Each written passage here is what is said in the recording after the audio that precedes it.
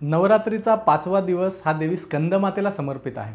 देवी दुर्गा आणि भगवान कार्तिकेयाची आई, जिला देवतांनी राक्षसाविरुद्धच्या युद्धामध्ये त्यांचा सेनापती म्हणून निवडलं होतं। देवी स्कंदमातेच्या प्रतिमेत तिने भगवान स्कंदला म्हणजेच कार्तिकेयाला त्याच्या तान्या स्वरूपामध्ये धारण केलं आहे आणि उजव्या हातामध्ये कमळ आहे। तिला 4 हात आहेत, 3 डोळे आहेत आणि तिचा रंग तेजस्वी आहे। तिला पद्मासनी असंही म्हणलं जातं कारण तिला अनेकदा कमळाच्या फुलावरती बसलेलं दाखवलं गेलं आहे। तिची पार्वती, माहेश्वरी किंवा माता गौरीच्या रूपातही पूजा केली जाते। देवीचा डावा हात तिच्या भक्तांना वरदान देण्याच्या स्थितीमध्ये आहे। पौराणिक कथा असं सांगते की तारकासूर नावाचा एक राक्षस होता। एकदा ब्रह्मदेवाला त्याच्या महान भक्तीने आणि अत्यंत कठोर तपश्चर्याने त्याने प्रसन्न केलं। त्यांनी ब्रह्मदेवाचे आशीर्वाद घेऊन त्याला अमर करण्यास सांगितलं। भगवान ब्रह्मदेवाने त्याला हे वरदान नाकारले आणि म्हणले की मृत्यूपासून तर कोणीही सुटू शकत नाही। तारकासुराने मग हुशारीने भगवान शिवाच्या मुलाकडून मृत्यू मागितला कारण त्याला हे वाटले की भगवान शिव हे कधीही लग्न करणार नाहीत। मग तारकासूर पृथ्वीवरील लोकांना त्रास देऊ लागला। त्याच्या शक्तीमुळे विनाश होईल या भीतीने देवतांनी भगवान शिवाला लग्न करण्याची विनंती केली। त्याने होकार दिला आणि देवी पार्वतीशी लग्न केले। त्याच्या मुलाने भगवान कार्तिकेय किंवा स्कंदकुमाराने तारकासुराचा नाश केला आणि देवी स्कंदमाता हे आई आणि मुलाच्या नात्याचे प्रतीक आहे असे समजले गेले। तिची उपासना केल्यामुळे तुम्हाला तिच्याकडून अपार प्रेम, आपुलकी मिळते आणि तुमच्या सर्व इच्छाही पूर्ण होतात। या नश्वर जगातही तुम्हाला परम आनंद प्राप्त होऊ शकतो। तिच्या पूजेमध्ये आपोआप भगवान कार्तिकेयाची पूजा होतेच, ती त्याच्या बालक स्वरूपामध्ये। देवी स्कंदमाता ही विशुद्धी चक्रामध्ये वास करते, त्यामुळे क्रिएटिव्हिटी आणि कम्युनिकेशन या मुख्य पैलूंचे ती प्रतीक आहे। नवरात्रीच्या 5व्या दिवशी भक्त या देवी मातेची, स्कंद मातेची प्रार्थना करतात। ते मंत्रोच्चारण करतात, व्रत करतात, पूजा आणि विधी करतात। स्कंद माताचा शब्दशः अर्थ म्हणजे स्कंदाची आई किंवा कार्तिकेय, युद्धाचा देव। भगवान कार्तिकेय यांनी असुर किंवा राक्षसांशी युद्ध करणाऱ्या देवता आणि देवतांच्या सैन्याचा सेनापती म्हणून निवडण्यात आलं होतं। त्यामुळे आपण जेव्हा स्कंद मातेला प्रार्थना करतो तेव्हा आपल्याला दुप्पट आशीर्वाद मिळतात कारण तिच्या मांडीवर बसलेल्या भगवान कार्तिकेयासमोर तुम्ही नतमस्तक होता असता। स्कंद माता देवीला 4 हात आहेत। तिच्या हातामध्ये 2 कमळ आहेत। ती तिच्या देवस्वरूप मुलाला म्हणजे कार्तिकेयाला एका हाताने आधार देते। 4था हात तिच्या भक्तांच्या इच्छा पूर्ण करण्यासाठी आशीर्वादाच्या स्थितीमध्ये आहे। तिला 3 डोळे आहेत। तिने 6 तोंडी मुलाला म्हणजे कार्तिकेयाला तिच्या एका हातात धरलेला असं दाखवलं गेलं आहे। ती कमळावर विराजमान आहे म्हणून तिला पद्मासनी असंही म्हणतात। ती सिंहावर स्वारी करते, तिचा रंग पांढरा आहे आणि ती त्यामुळे चमकदार सुद्धा दिसते। देवी स्कंदमाता कशाचे बरे प्रतिनिधित्व करते? स्कंदमाता देवी आपल्या पुत्राला घेऊन जात असताना त्याचा चेहरा उदार आणि आनंदी आहे। तिची शक्ती आईच्या प्रेमाच्या बळावर आहे। ती तिच्या भक्तांना मनापासून आशीर्वाद देते। मातृप्रेमाच्या तुलनेमध्ये ती आपल्या मुलाला दाखवते, त्याप्रमाणेच ती प्रेमाचा वर्षाव करत असते। जे भक्त देवी स्कंदमातेची शुद्ध आणि समर्पित अंतकरणाने प्रार्थना करतात त्यांना बुद्धी, संपत्ती, शक्ती, समृद्धी आणि मोक्ष प्राप्त होतो। त्यांना मनशांती, समाधान आणि आनंदाचाही अनुभव येतो। असं म्हटलं जातं की तिच्या आशीर्वादाने सर्वात बौद्धिकदृष्ट्या कमी असलेली व्यक्ती सुद्धा बुद्धिमान बनते। ती तिच्या भक्तांना सखोल चेतनेकडे किंवा डिव्हाइन एनर्जीकडे जाण्यास प्रवृत्त करते आणि सक्षम करते, जो मोक्ष आणि आत्मज्ञानाचा मार्ग आहे। स्कंदमाता हे नवदुर्गेचे 5वे रूप आहे। आपण पाहिले की जेव्हा सर्व देवता, ऋषी, मुनी, संत आणि संपूर्ण मानवजात यातना तसेच प्रचंड तारकासुराच्या वर्चस्वाने थकले होते, तेव्हा कुमार कार्तिकेय हा एकमेव सर्व शक्तिमान आहे ज्याने तारकासुराच्या अत्याचाराचा नाश केला। शक्तिशाली देवता कुमार कार्तिकेयची माता असल्यामुळे माता पार्वतीला स्कंदमाता या नावाने गौरवले जाते। ती खरी सहनशक्तीची देवी आहे। सतीच्या आत्महत्येनंतर भगवान शिवाने स्वतःला सांसारिक जीवन आणि भौतिक गोष्टीपासून दूर केले आणि एकांतात ध्यान करण्यास सुरुवात केली। दुसरीकडे तारकासूर राक्षसाने एक महान तपस्वी बनून तपस्या केली आणि सृष्टीच्या निर्माता प्रत्यक्ष भगवान ब्रह्मदेवालाच अमरत्व देण्यासाठी प्रसन्न केले। जेव्हा ब्रह्मदेवाने असे वरदान नाकारले तेव्हा राक्षसाने आपली बुद्धी वापरली आणि शिवाच्या पुत्राच्या हातून मृत्यू मागितला। याचा अर्थ शिवपुत्र सोडून इतर कोणाकडूनही तो मारला जाऊ शकत नाही असे वरदान त्याने मिळवले आणि ब्रह्मदेवाने ते पटकन दिले। तारकासुराला माहित होते की शिव तपस्या करतात आणि त्यांच्या आयुष्यात कधीही ते लग्न करणार नाहीत कारण त्यावेळी त्यांची पहिली पत्नी सती हिने आत्मदहन केल्यानंतर शिव शोक करीत होते।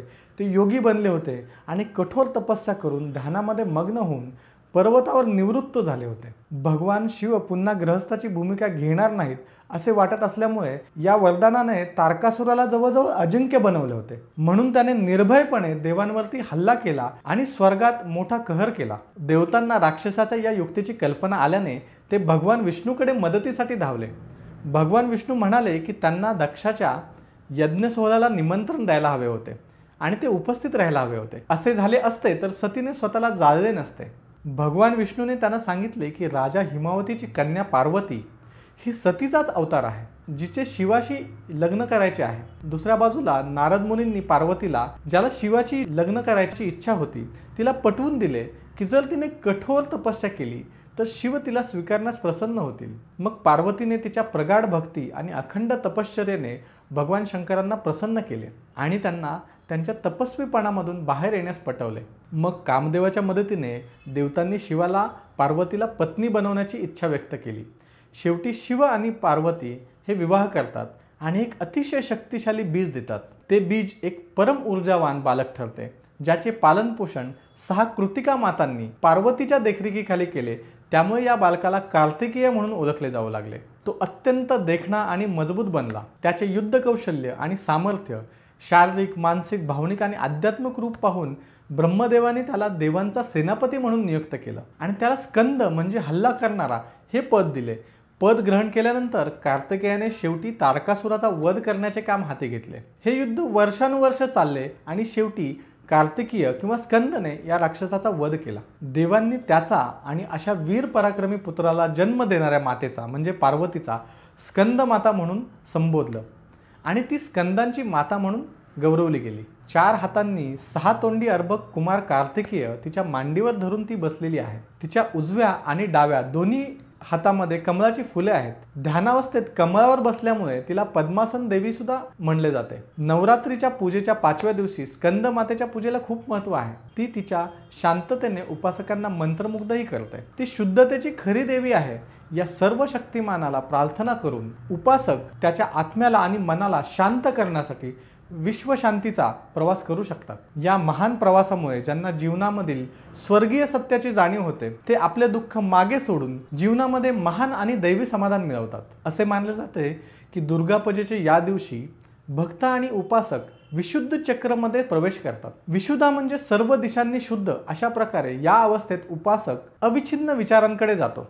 त्यांना बाह्य जगाची अशुद्धता आणि तणाव दूर झाल्याची जाणीव होते आणि ते पूर्णपणे माता स्कंदच्या पालनामध्ये मग्न होतात. नवरात्राच्या या 5व्या दिवशी आई स्कंदची पूजा केल्याने भक्तांना आत्म्यामध्ये आणि मनातील अपार शांती आणि आनंदाचा अनुभव येतो. ते जीवनाच्या निरर्थक चिंतांपासून पूर्णपणे मुक्त होतात आणि आई स्कंदने दिलेल्या दैवी आनंदाचा आनंद घेतात. नवरात्रीच्या पूजेची पंचमी पूर्णपणे माता स्कंदला समर्पित आहे, जी भक्तांना तिचे घन आशीर्वाद प्राप्त करण्यास मदत करते.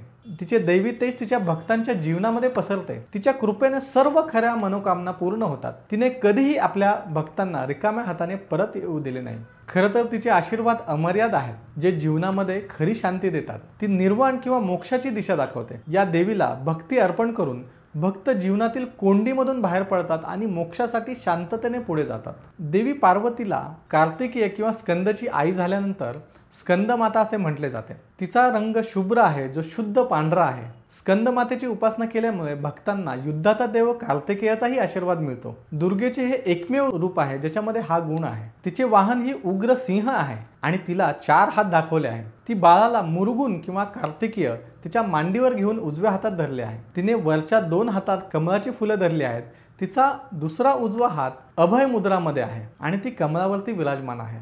आता आपण स्कंदमातेचे आध्यात्मिक महत्त्व पाहू. स्कंदमाता ही सर्व मातृशक्ती आहे. असे मानले जाते की स्कंद त्याच्या 6 मुखांसह 6 इंद्रियांचे प्रतीक आहे. स्कंदमाता ही ज्ञान किंवा तत्वज्ञानाच्या 6 प्रणालींची जननी आहे. न्याय, वैशेषिक, सांख्य, योग, वेदांत आणि मीमांसा ते वेदांचे 6 अंग किंवा ज्ञानाचे शरीर आहेत. या तत्वज्ञानामध्ये 14 विद्या, या 14 विद्यांमध्ये वेद, उपवेद, वेदांग, धर्मशास्त्र, अर्थशास्त्र, कामशास्त्र, मोक्षशास्त्र इत्यादींचा समावेश होतो. तसेच 64 कला, यामध्ये संगीत, नृत्य, चित्रकला, शिल्पकला, वास्तुकला, वाङ्मय, नाट्य, कविता इत्यादी विविध कलांचा समावेश होतो. जेव्हा आपण स्कंदमातेला प्रार्थना करतो तेव्हा आपण सर्व बुद्धीच्या मातेसमोर नतमस्तक होतो। म्हणून हा उच्च शिक्षणाचा आणि ज्ञानाचा मार्ग आहे। विशुद्ध चक्र हे मेरुदंडावर कंठस्थानी असून पुढे व मागे असे या चक्राचे मुख असते। हे चक्र आभामंडलामधील ऊर्जेवरती प्रक्रिया करून आकाश तत्व शरीरास पुरवते। आकाश हे सर्वव्यापी आहे। आकाशातूनच इतर तत्वांची उत्पत्ती असल्यामुळे ते सर्वाचे मूळ आहे। त्यामुळे यात इतर चारही तत्वे सुप्तावस्थेत असतातच। शरीरातील कोणत्याही अवयवातील किंवा पेशीमधील रिक्त जागा किंवा पोकळी आकाश तत्व उपस्थित असते। जसे की आतडे, मूत्राशय, मूत्रपिंड, रक्तवाहिन्या, फुफ्फुसे इत्यादी आकाश तत्वांनी भरलेली असतात। इतर तत्वांना ये-जा करण्यासाठी हे आकाश तत्व आवश्यक असते। पुराणामध्ये डोक्याला स्वर्ग, कंठाला क्षितिज आणि शरीराला पृथ्वी असे रूपक दिले आहे। कोणतेही विष जर पृथ्वीकडे गेले तर शरीराचा नाश किंवा स्वर्गाकडे गेले तर मेंदूचा नाश होऊ शकतो। म्हणूनच कोणत्याही कटू शब्दाचे, वाईट अनुभवाचे विष कंठात धारण केले पाहिजे। जे पोटात गेले तर पोटशूळ, कोंडमारा आणि डोक्यात गेले तर डोकेदुखी, मनस्ताप होतो, सूड भावना निर्माण होते। अशा वेळी नामजपाने या विषाला विशुद्ध चक्रामध्ये शुद्ध करावे। विशुद्धी चक्र हे शरीरातील शुद्धी चक्र आहे, त्यामुळे याचा रंग निळा आहे। निर्मिती हा याचा सूक्ष्म गुणधर्म आहे।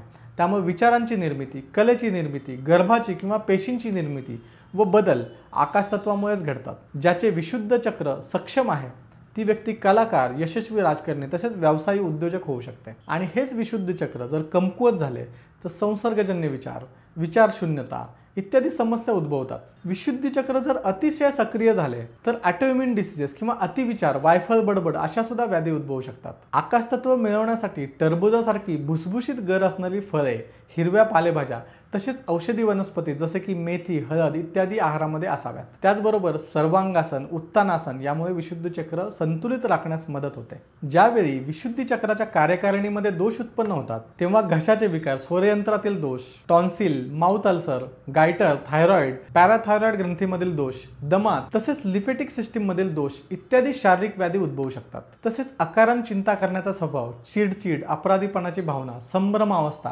अशा मानसिक व्याधीही उद्भवू शकतात। नवरात्रीच्या 5व्या दिवशी या मातेची उपासना केल्यानंतर आपण शारीरिक, मानसिक, आध्यात्मिक विकासांबरोबर नातेसंबंध आणि कठीण परिस्थितीवर सुद्धा विजय मिळवून आर्थिक समृद्धीही मिळवू शकतो।